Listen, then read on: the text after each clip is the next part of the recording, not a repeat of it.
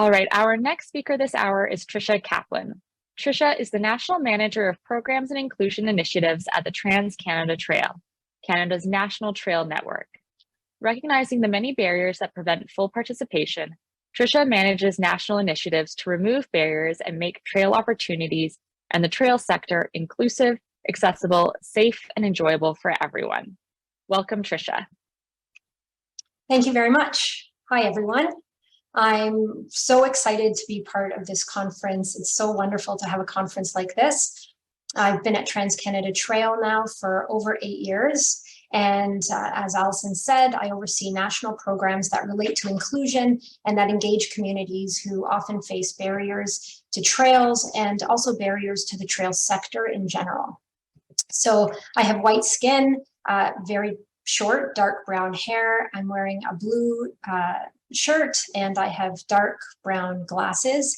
I use the pronouns she and her, and my background is my fairly empty basement. Next slide, please. The Trans-Canada Trail is situated on the traditional territory of First Nation, Inuit, and Métis peoples from coast to coast to coast, and we are committed to Indigenous reconciliation. I am presenting today from the traditional and unceded territory of the Syilx people who have lived sustainably on this land from time immemorial. Next slide, please. So I will talk just for a minute very briefly about the Trans-Canada Trail in general before jumping into accessibility. Next slide, please. This image shows a very high level map of Canada, and there is a yellow line that indicates where the trail goes across the country. Sometimes referred to as the TCT. The Trans-Canada Trail is a national trail from coast to coast to coast.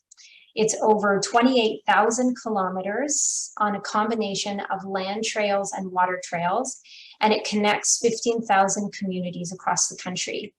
So 80% of Canadians live within just half an hour of the trail, so I imagine that that's the case for many of you. Next slide, please. So what do we mean by accessible trails? Next slide.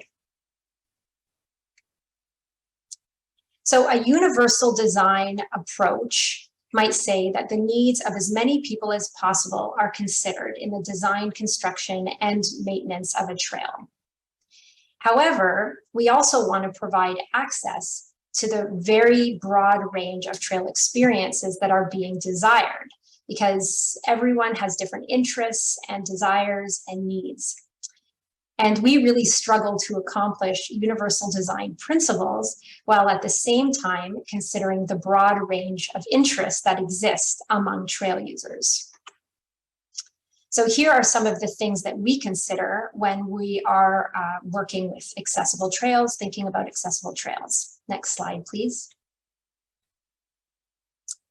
So one is the physical trail itself. So this slide shows the Capital Pathway in Ottawa, which is one of our urban trails. It's paved, wide, low grade changes. There's a painted yellow line down the center, indicating directions. There's a handrail along the bridge. In the photo, there's a cyclist using a hand cycle. And I think this is what many people would think of as being an accessible trail. Next slide, please. In contrast, this slide, this photo was taken along the T Railway, which is located in Newfoundland. And this is a much more rural trail. There's a forest around it. It's not paved, it's hard-packed gravel. And there's a woman using a manual wheelchair on this trail. And what we don't see in this photo is that it's actually a motorized trail. So you could come across an ATV, which on the one hand presents greater accessibility, and on the other hand, provides less accessibility for those people using wheelchairs or bicycles. Next slide, please. We also consider the range of individuals who want to use the trail. So this slide shows a paved trail. It's located in Fish Creek Provincial Park, which is in Calgary. And there's a blind man on the trail using a white cane, and there's a woman using an electric wheelchair and another woman who's walking. And again, there's a yellow line delineating directions, and this is what we think of as being pretty accessible and pretty suitable for a broad range of users. Next slide, please. We also consider the variety of equipment and devices that people want to use on the trail. So this photo shows a woman, her name is Anya, and she's on her adult tricycle along the Banff Legacy Trail, which is located between Banff and Canmore. So we're always trying to think of all the different equipment that people might want to bring onto the trail. Next slide. And of course, there's so many different activities that people want to participate in. This photo shows an accessible boat launch. It's located on Lake Superior Water Trail, which is up north in Northern Ontario. This particular accessible dock is in Sault Ste. Marie. And in the background, on the dock, there's a sign, and that sign describes how to use the accessible boat launch. And under the sign, there's the accessible boat launch itself. Next slide. And lastly, we think about the adventure-seeking folks that are out there. So this shows a woman on an adaptive mountain bike. She's on single track, really narrow trail surrounded by rock on a slope, and it's an adaptive mountain bike trail. And so we are always asking ourselves, how do we ensure that the Trans-Canada Trail is available to the huge range of people and needs and desires that are out there, and at the same time each section being as accessible as possible to everyone. And of course, each section of trail falls under a different bylaws, different provincial requirements. And so it's a juggling act. Next slide, please. So at Trans-Canada Trail, we have a large number of accessibility related projects. So I thought I would just share a glimpse of them. Here's a photo of an accessible overland boardwalk that was built last year by Garden River First Nation. So they had a trail, but it was quite a wet area and quite swampy, not very accessible. So they created this boardwalk to improve accessibility. Next slide, please. One example of our work is in all persons trails. So these are trails that are accessible to pretty much everyone. I first learned this term while visiting Massachusetts. I was there touring accessible trails, and I would love to see these types of trails in Canada. They typically have hard-packed surfaces. They have accessible signage and wayfinding. They have accessible amenities and other accessible elements as well. So other accessible features might include guide ropes, audio tours, tactile elements, sensory gardens, physical maps, raised lettering maps. One example that I saw while I was down there, some of their features are quite analog, I guess, which makes them even more accessible to many people. And one of the trails, there was a stop, and there was an interpretive sign about a native tree species, and the sign was totally accessible. It also included Braille. It was also a stop along the audio tour. There was a bead along the guide rope that notified it was a stop. And then there was also something that identified that there was a second rope. And if you followed the second rope, it went to that tree species that you could then feel. So lots of different elements there.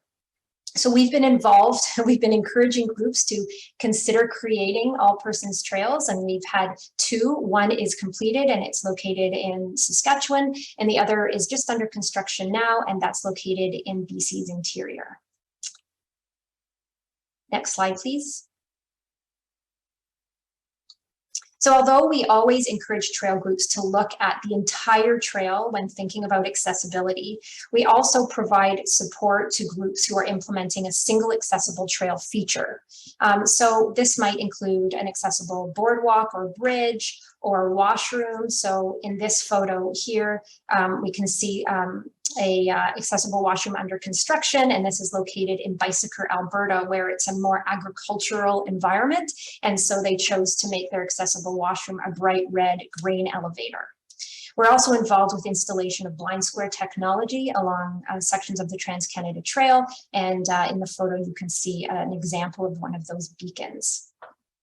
Next slide, please.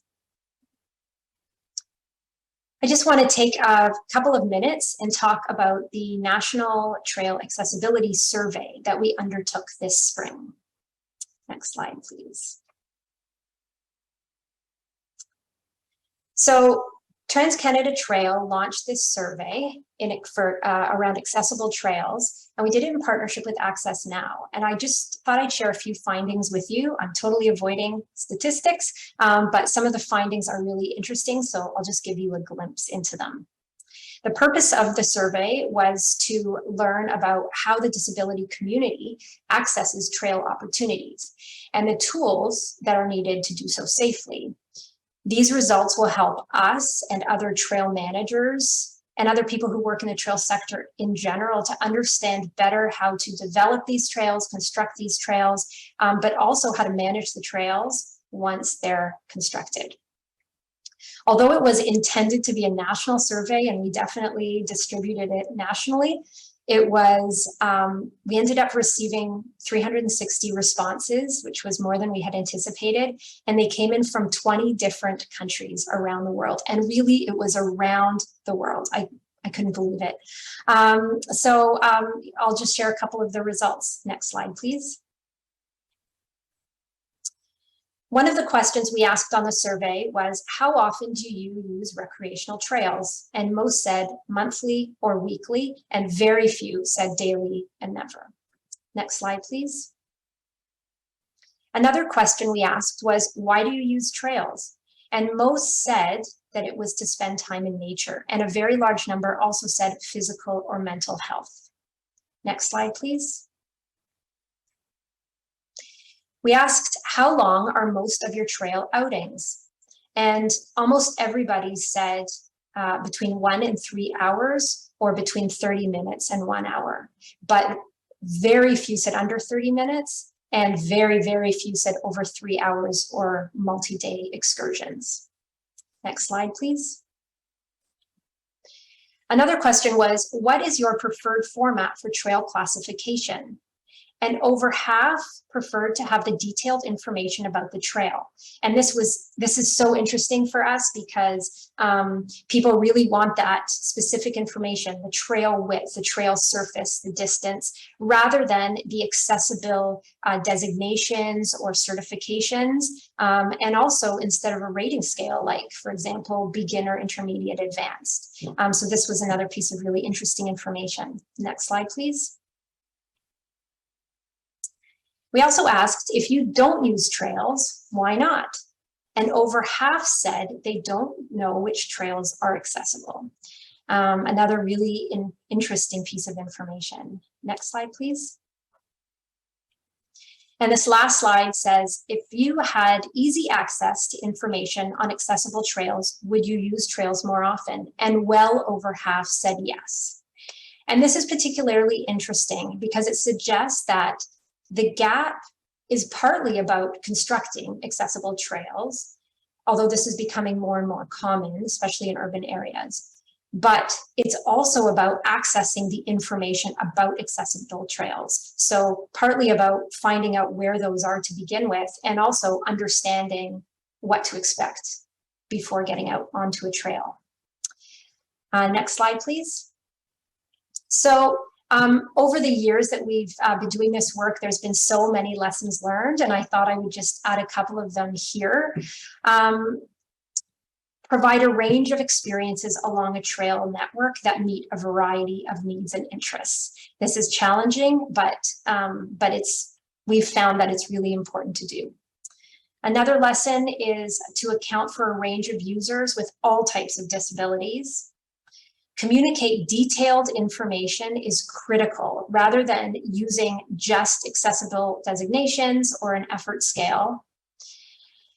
Sharing maps and distances online is important so users can familiarize themselves before heading out on the trail and know what to expect. And lastly, to engage people with lived experience in the trail development process from design to construction and even maintenance and stewardship as well. So that's the end of my presentation. I'm happy to take questions if we have time, but certainly we'll be happy to answer them after as well. Thank you so much, Trisha. Yeah, I think what we'll do is we'll gather up all those questions and we'll flip them to you to answer at a later time. Sounds good. Thank you so much for sharing that with us today. That was fantastic. Thank you very much for the opportunity.